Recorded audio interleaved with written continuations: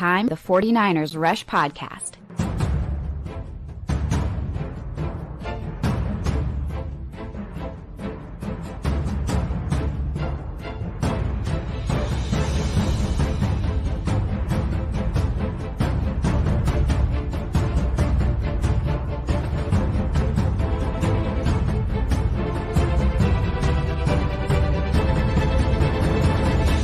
And here's your host, John Chapman.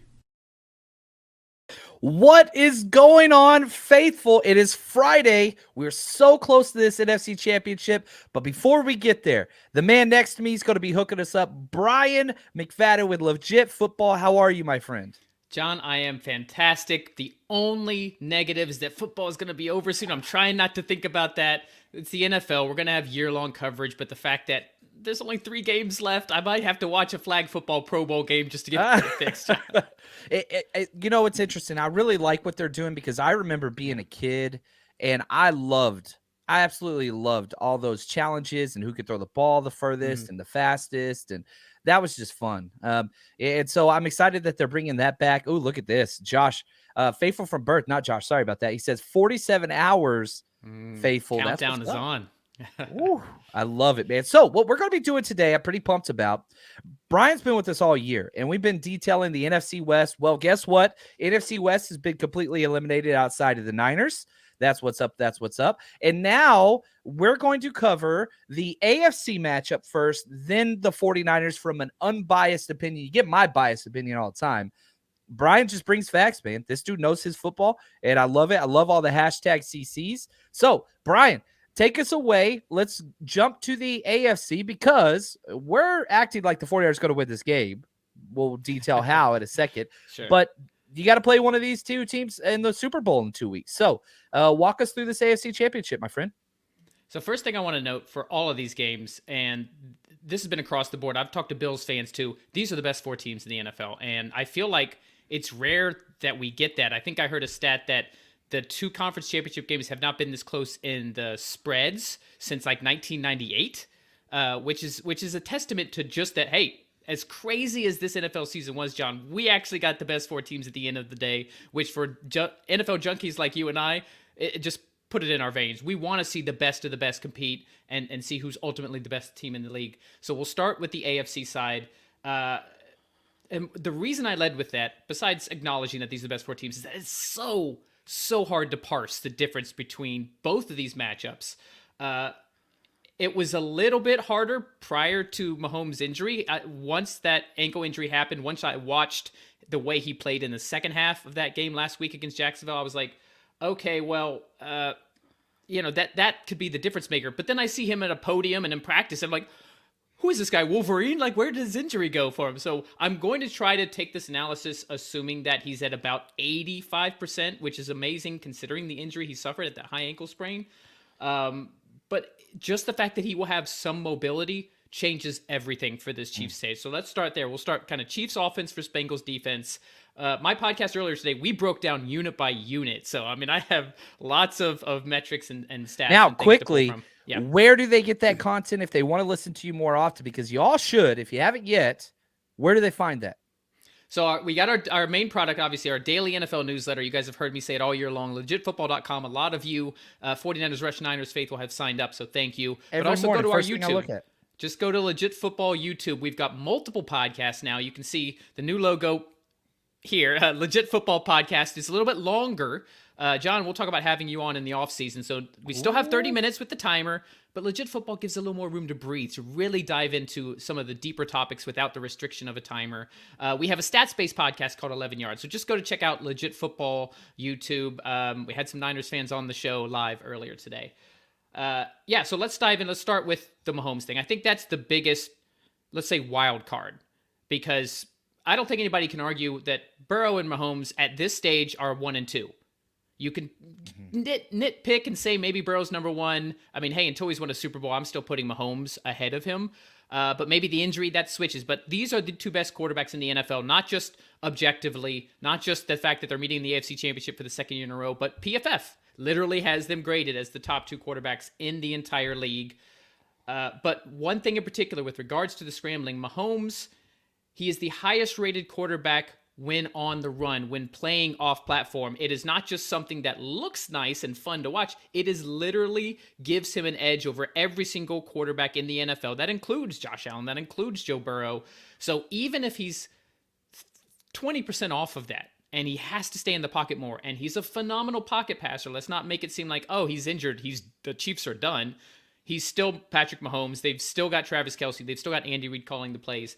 But just that little, and if you're nitpicking, if you're parsing, if you're finding any edge you can to try to pick this game, the fact that he will not be 100%, even if he scrambles, even if he avoids the pass rush, Trey Hendrickson, Sam Hubbard, but he cannot get away like he normally can. He has an uncanny way for a guy who doesn't look very fast, John, of just getting a yard. The grandpa scoot is what it is. Like his heels up. Like it doesn't make sense.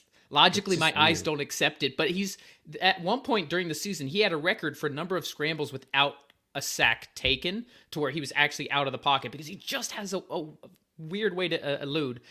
But even if he slowed down a notch, that could be the difference. Maybe Hendrickson doesn't get him the first time, but catches up to him because his ankle is not at 100%. Now, credit Andy Reid. He says, we've got over 300 plays called where Mahomes stays in the pocket. Let's not get carried away here. Calm down, bro. Yeah.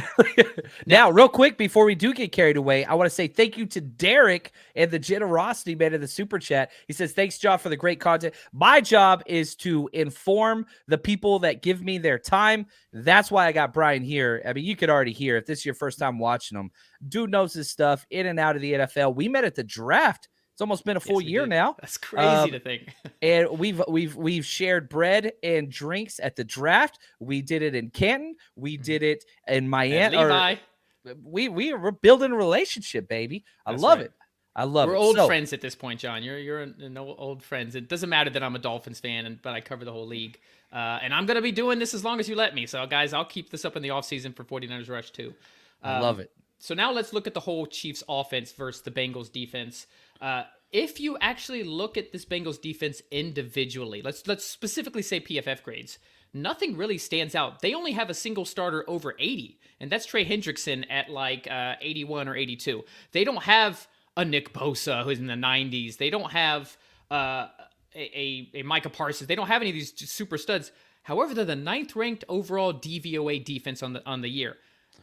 And that goes almost entirely to their defensive coordinator, Lou Anarumo. I mean, this guy is an absolute genius. I've seen a lot of breakdowns lately where he is especially good at game planning for elite quarterbacks. There's a stat last year, really over the past 2 years, where the effectiveness of they played the Packers last year, Aaron Rodgers. 3 times they've played Mahomes now. Josh Allen. It's crazy that even the games they ended up losing, what they were able to do in limiting, and what it does is because Anarumo is very, very, we'll call it malleable. They don't have a defense that they just stick to. They game plan game to game and half to half. Last year against the Chiefs in the AFC Championship, they were getting the doors blown off them.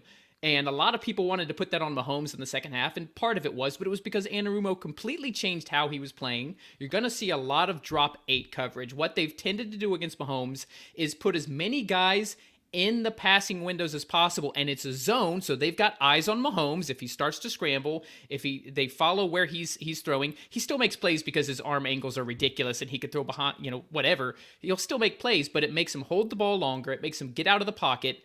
And you add in that ankle injury, that is such a big thing. Even if he's full, even if he's practicing in full, there's no way he's 100%. That is the edge that I'm paying attention to, John, in this game. Now, what about, I love this comment, because the last 3 times they played, Burrow's won. Burrow's beaten a healthy 100% Mahomes. Thank you, Grant Asen. If you take them down from 100 to 85 or whatever, it doesn't matter. We're projecting here. Who's to say Burrow can't beat him even if he is at full strength? So the one thing to keep in mind is all 3 of those victories, credit Burrow and the Bengals, were by 3 points. These were not the Bengals dominating. We mentioned the AFC Championship game. They had to come back down 21-3 last year. So the Chiefs have had success. Mahomes has had success. We'll talk about the pass rush. That's going to be an absolute vital sign on the Chiefs side. The Chiefs are second in the NFL in sacks behind only the Eagles.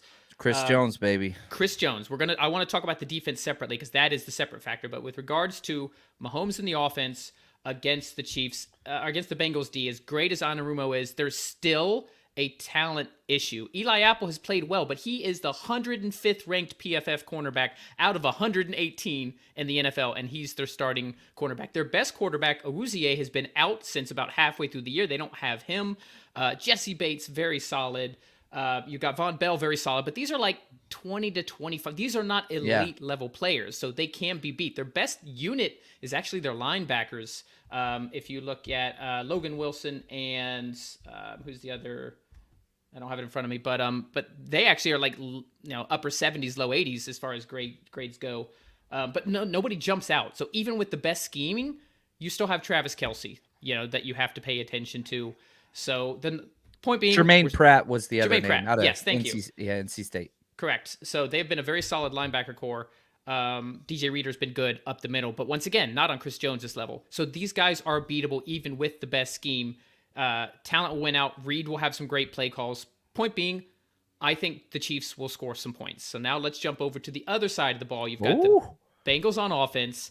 And I'm going, John, so feel free to stop me. Dude, I'm sitting here freaking just like soaking it up, man. Bring it on, baby. I've been focusing on the Niners, so this is great. This is great for me.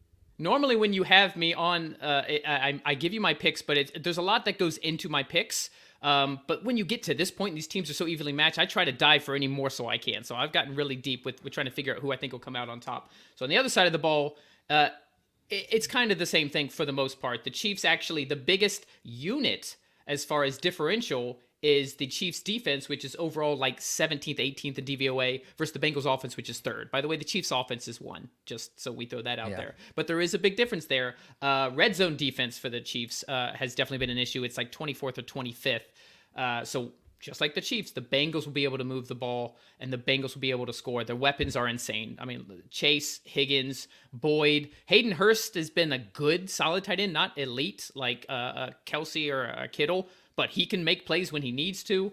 The big question mark here, and we alluded to it earlier, is this patchwork offensive line, which if you look at the PFF grades here, it looks like all 50s and like with the players that are out. So they already ruled out Jonah Williams.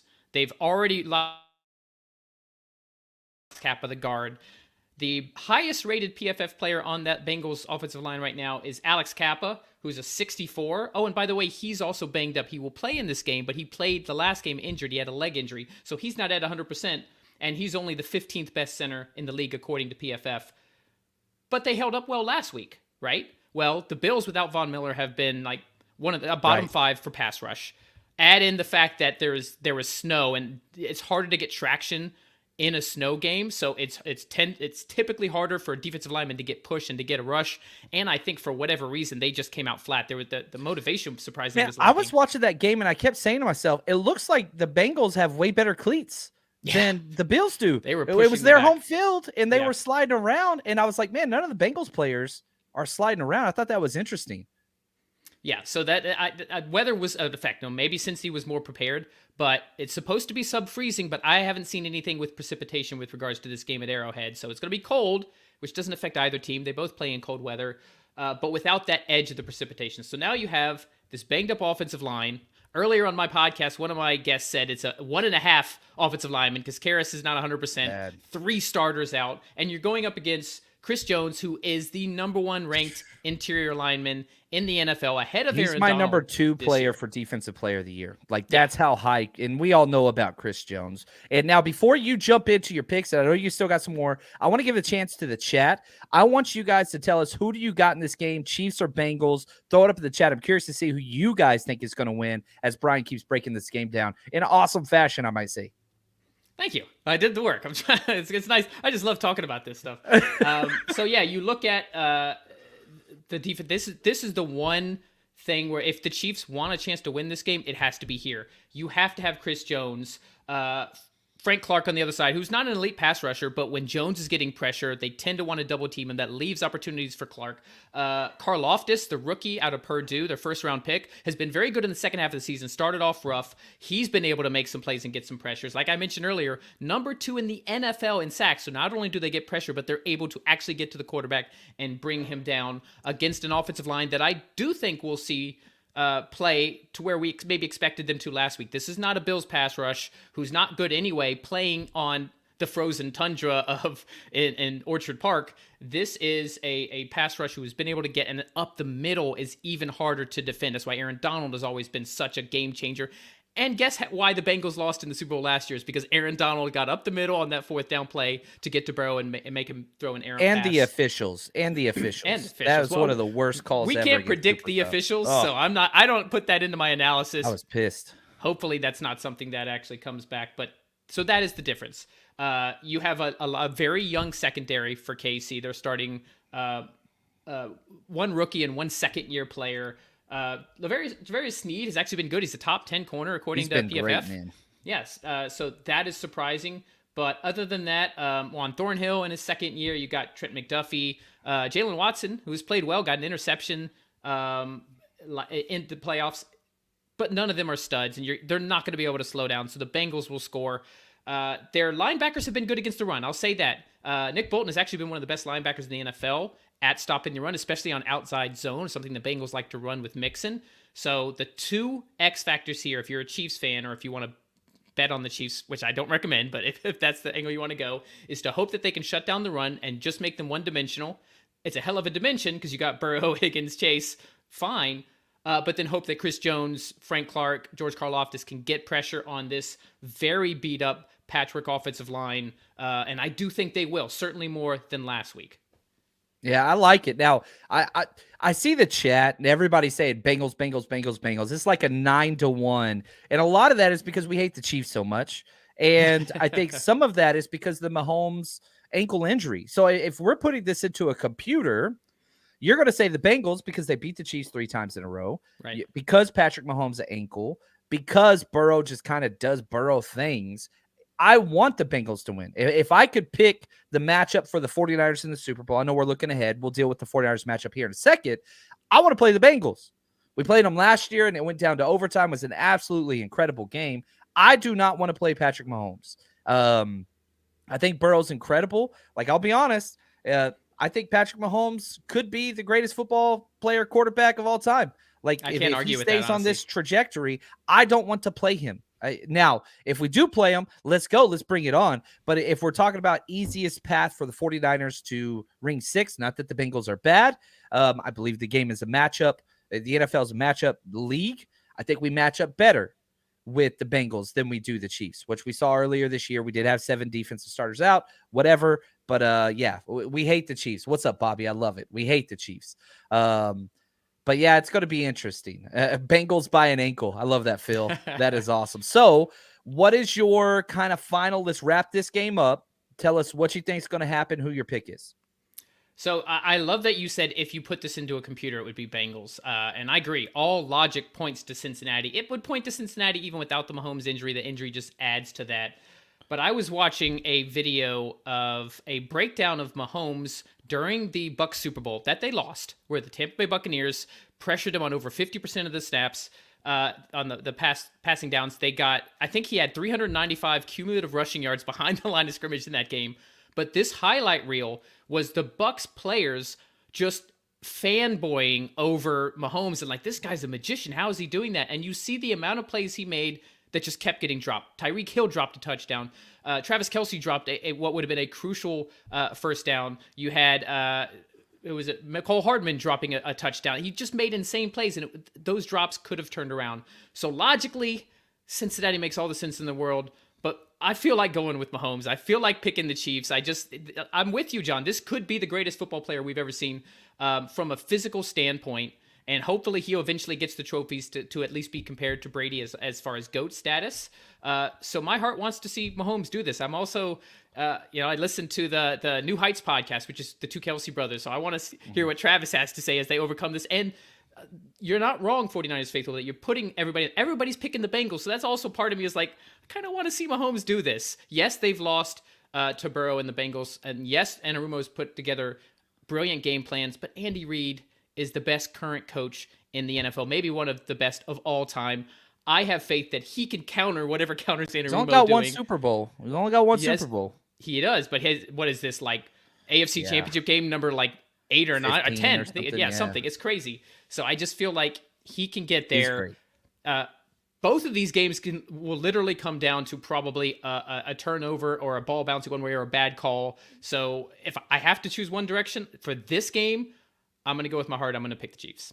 I love it. I hope you're wrong, but yeah, there's no wrong pick here because in all four of the games which you talked about, they're so damn close. They're so close. And I'm not betting these, just so we're clear. I am not betting either of these games. I'm going to do a teaser bet this week, which I'm going to highlight on Patreon, but I'm not doing straight up. I did bet the 49ers to cover, and I will do a teaser bet with the 49ers and probably Bengals, but I'm still waiting on that. Now, one thing I'm not waiting on, look at this stud. One of the producers of this show, Kilted Niner fan. I love it. What's up, James? Bringing the generosity. Says, I cannot wait for the Niners-Eagles game. It's going to be a slugfest. Turnovers, penalties battle will be the deciding factor. I freaking love it. And that's what we're going to spend the second half of this show on. And again, I want to say thank you to Kilted Niner, 49er George 365, and Trent Poe. They are the show's executive producers. And we got Clayton, the madman, behind the scenes. He is running all of the freaking chat, doing an incredible job. Now, before we jump over and do everything we can, we're going to spend a little bit of time on this 49ers-Eagles game. We got our bets this week. And again, I haven't been betting a lot this week, but we're putting everything up on our Patreon channel. And if you want to bet with us, the best place, BetUS. Excited to announce our new betting partner, BetUS. They have the simplest platform that I've experienced, and it's very easy to get in. They have their props up all the time. All you got to do is use the link in the description of this video and or podcast, whatever you're watching or listening. That's going to take you there. You get a 125% sign-up bonus whenever you deposit at least $50. You get a 100% match on all your sports betting and a 25% free bet on casino betting. They've got everything you need, whatever sport it is, basketball, football, baseball, whatever. Futures, they've got so much stuff up on. It is so fun. We've been betting here for a while. We have done very, very well. So if you want to bet with us, head over to BetUS, but make sure you use the link in this description so that you get that bonus and it helps out the show. Fast, easy payouts. Customer service is great. First time I deposited with them, I called just to see how it would go. Talked to a human in less than like 10 seconds. It was simple. So check it out. Link in the description of this video. Bet with us at BetUS. All right. Let's do it. This is what we're here for. 49ers Eagles. I'm excited to see, kind of like what James said. It's funny because the AFC battle is like great quarterbacks. The NFC battle is great rosters and great defense. You know what I mean? So it's just run game, defense. Whew. As an NFL junkie, I mentioned this on my podcast, and you're exactly right. Quarterbacks versus rosters. I would rather this be the primetime game. This is the football game that I'm most interested in seeing. As an NFL, people like quarterbacks, the casual fan. We are NFL junkies here, John. I want to see it all. And these are the two best rosters, top to bottom, of the entire National Football League. I think it's a crime that it's at 12 Pacific, but I'm happy to watch either way. So yeah, let's dive into this. This one was even harder for me to parse because of that, because of the fact that these two rosters don't really have any glaring weaknesses at all on either side. So I had to really dive deep into unit by unit, into red zone efficiencies, into past performances, and just all sorts of stuff. So let's start with the most obvious thing. I know you guys, quarterback has been the thing that everybody's bringing up, right? As Brock Purdy, undefeated in the NFL. What a fantastic story. Let's go ahead and dispel the myth that he's not up to the moment. BS, out the window. Clear. He's had opportunities to show us that he's scared. It's not happening. He's got twice as many playoff wins as Jalen Hurts. That's all I'm going to say. That's all I'm going to say. He's that is not a consideration to me. Him not being bigger, him not having the nerves, I'm already convinced of that. That's out the door. And he runs this offense so well. He understands how to run the offense, to just be smart, be decisive, get the ball to your playmakers. He's not without his faults, though. His faults, I will say, especially compared to Jimmy Garoppolo, much smaller. And that's been one of the differences, is Jimmy was more prone to maybe do 2 or 3 more dumb decisions or bad throws, or in addition to not having the kind of escapability and mobility that Purdy has. But there was one throw in particular in that Cowboys game that is indicative, I think, of something that could be worrisome with a much better secondary for the Eagles. So it was a play that he went deep to Ayuk, he rolled to his left, there was pressure, and he threw it late and behind to the right, and it was a dropped pick. So incomplete pass, didn't end up in anything.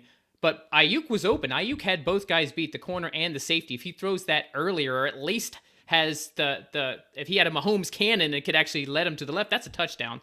I'm not saying he broke that down pretty extensively on our Patreon and said the exact same thing you're saying now. Yeah. I watched that live and I was like, oh, he better hope that doesn't get picked. And it wasn't. And that was the only one of those I saw. The other one that was a dropped pick was a tipped pass. I actually think he threw that accurately, and it just got the slant to Ayuk, and it was not his fault it got tipped. But those are the kind of things that the Eagles secondary will probably catch. So I mentioned this when I was breaking down.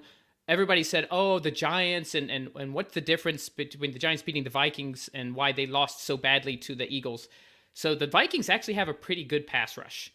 The Eagles have the best pass rush overall, top to bottom in the NFL, and they have the best secondary in the NFL. It's just those two things combined. And there was a play where Daniel Jones, where when he would escape from the Vikings pass rush, and they've got Danielle Hunter and Ladarius Smith. I mean, they have guys that can get pressure.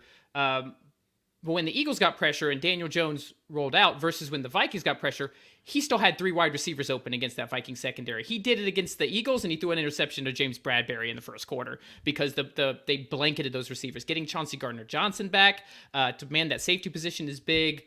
Darius Slay and Bradbury on the ends. They're not the best tackling corners. They're not horrible. But that is, if you're, once again, I'm nitpicking here, John. Right.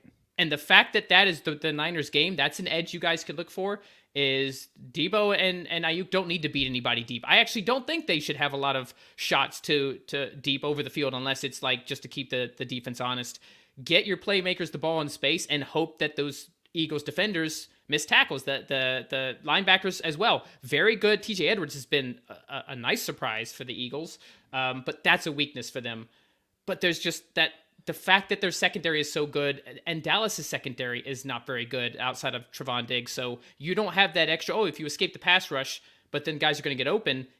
It's a lot harder to do that when you have an elite secondary coming back. So that's one thing to monitor.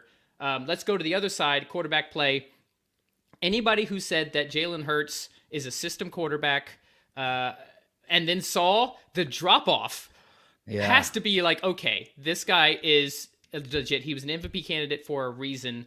He's so multidimensional. This isn't a guy that if you can't scramble, fine, he'll beat you from the pocket. If you shut down their receiving game, which is difficult because they have one of the best receiving tandems in the NFL, fine, they'll run for 200 yards a game. This will be a hell of a test for this Niners defense, which, no question, best in the NFL. I think that Bosa should get the Defensive Player of the Year, and I actually think he will. I think at this, we talked earlier in the season, I thought Parsons for narrative season points. I think Bosa's got it locked up. But they are going to be tested like they've never been tested before.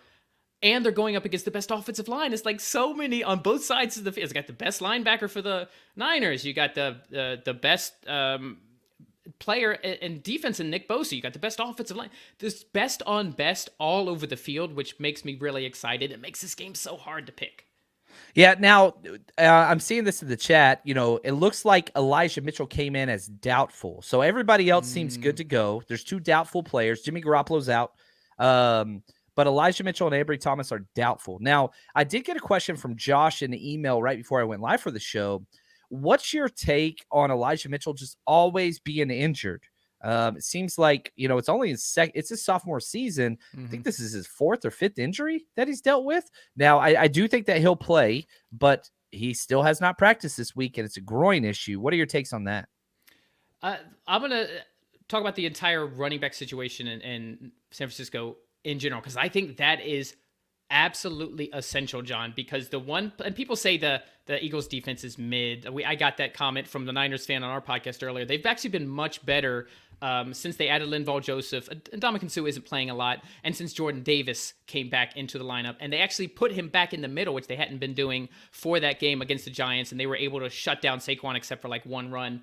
But that's still the better place to beat them. Number one, you're able to get yards. The one game they lost with Hurts in is because the Commanders ran it like 44 times.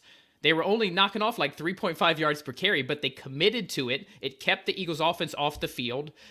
They were certainly more likely to move the ball than they were against the Eagles elite pass rush or the Eagles elite secondary. So if there is a place to attack them, it's in the running game. I know CMC's playing. I know he practiced again today.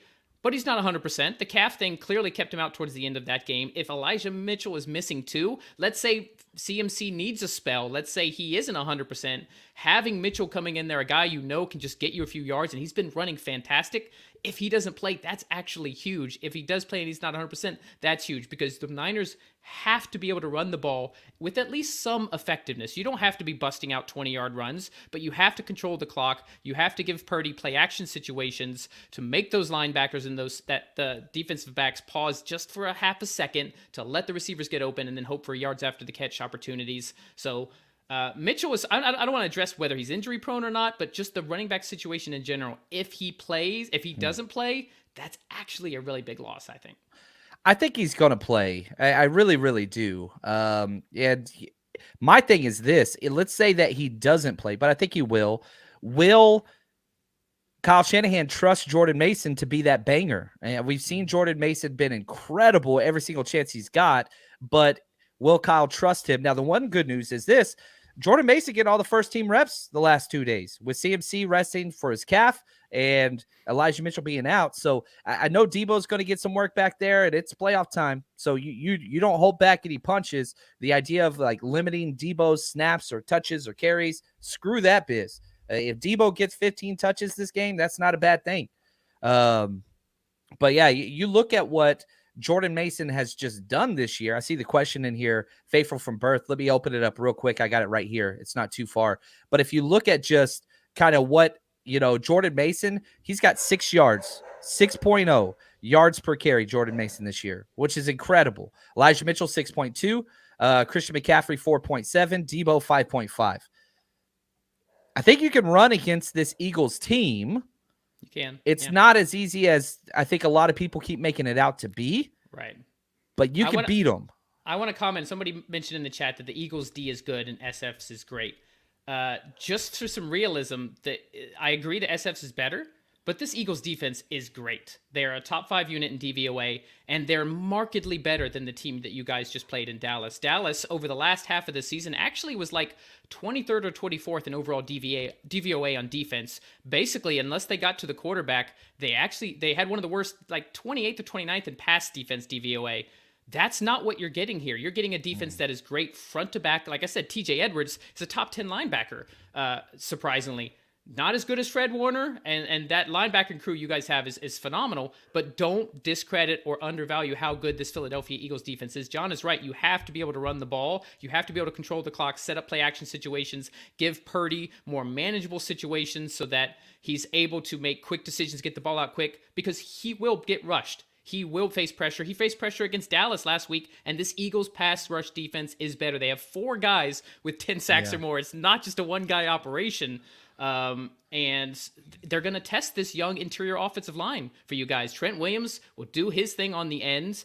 Hopefully McGlinchey plays the game of his life, but I'm more worried about the interior. They do a lot of stunts. They do what they can to get pressure up the middle. Don't discredit this Eagles D, guys. No. And I think I love this question from Juan. Shout out to Juan Salas, the man behind everything that is the 49ers rush. He says, how many run attempts do we need this game?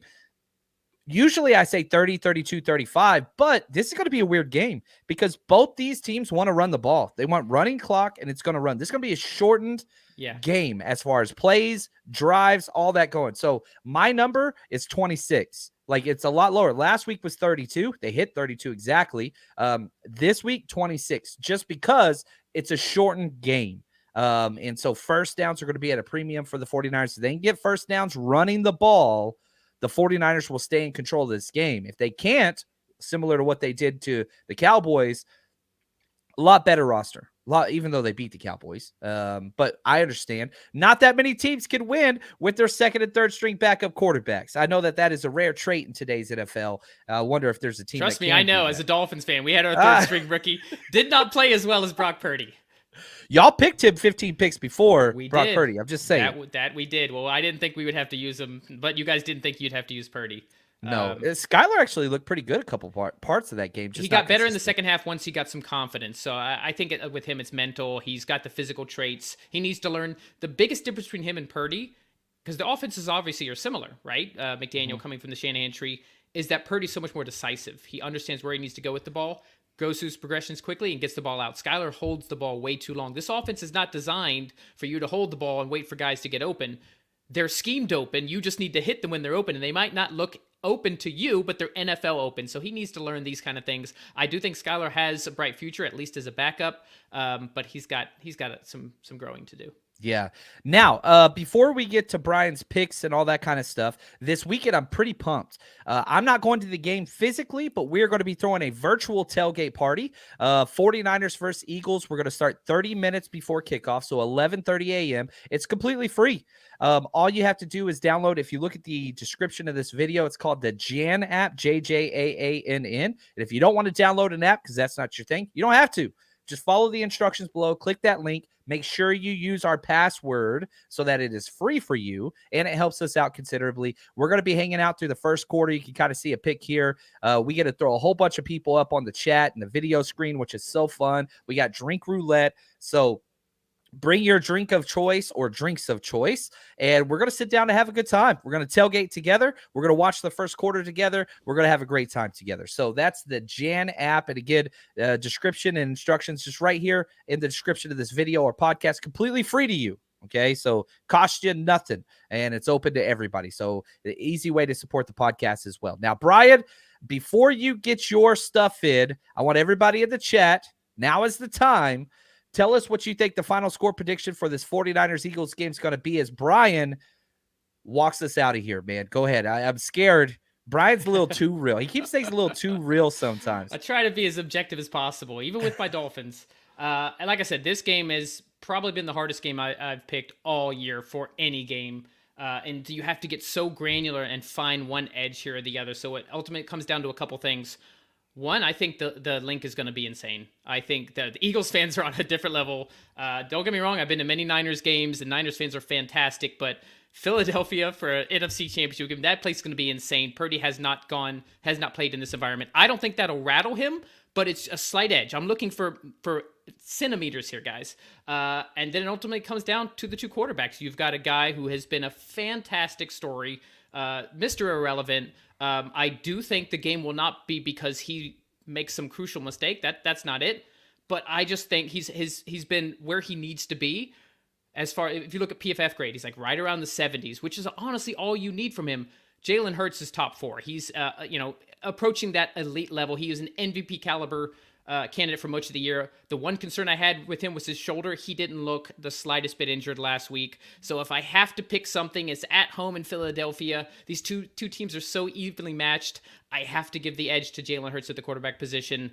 Definitely giving Shanahan the coaching edge, but it's going to be a ball bouncing one way, a call going one way, and somebody dropping a pick too, and somebody not dropping a pick. I have to make a pick, and I'm sorry, guys, I have to go with the Eagles here. Ooh, look at this. Maybe like one or two. I think it's going to be like, yeah. Stick with it, man. You do what you got to do. Now, I will say this. We're going to have you back on next week or the following week. We're going to the Super Bowl regardless. We'll be throwing a party out there. Even if the Niners don't win, I'm still going out there with the Arizona chapter. We're going to be throwing a 49ers party. But when the 49ers win, notice I didn't say if, when the 49ers win, we'll be throwing 3 parties, Friday night, Saturday, and then a tailgate before the game out there in Arizona. We're going to be chat's not happy with me right now. Hey, let them have it, man. Let them have it. And so here's what I recommend. If you really want to get back at Brian, subscribe to his podcast, go into his chat, and tell me all you want. Fire him up in the chat. That is where it's at.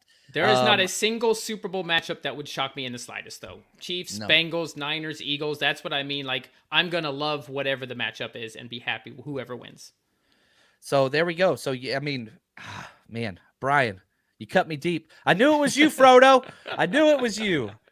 Frodo. Anyway. Got a little Lord of the Rings Godfather mashup there. I like Fredo. I knew it was you, Fredo. Sorry about that. But, man, this has been fun. I want to say thank you, Brian, so much. I want to say thank you to Clayton, the man behind the scene. And most importantly, thank you to the listeners. This week, I keep saying this.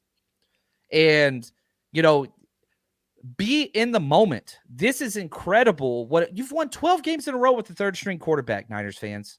Enjoy this and allow the national media to say the 49ers have no chance. Brian didn't say that. He picked the Eagles to win, but he said several times it's going to be close. It's going to be close. Yeah. And that's these two rosters. It is close. I'm so pumped about this matchup, man. Love it. I want to add one more bit of color real quick, John, on that exact thing you just said. Yeah, I cover the NFL, but you guys all know I'm a Dolphins fan. We haven't been to a Super Bowl since I was 4. We have been to the playoffs 3 times since the year 2000. You guys are in the NFC Championship game for the 3rd time in the last 4 years? Yeah. Like, enjoy this. It didn't matter that you got a first quarterback gone? Fine. Second quarterback gone? Fine. Enjoy the ride. Enjoy the game. Hopefully for you guys, the Niners win, but if not, what an amazing season, John. In the preseason, we were saying, "Oh, this is 2 years from now. Niners are there." That was my state. It was the 2023 season. That's when I was expecting the Niners to make it to the Super Bowl, not this year. And we're not there yet.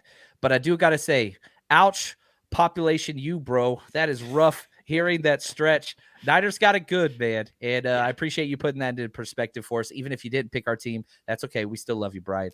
That's going to do it for us here. We got a lot more content coming your way. Patreon still got a couple more breakdowns coming up. Just loaded the scouting report against the Eagles with my man Ant from 49ers Cutback. That's available on Patreon.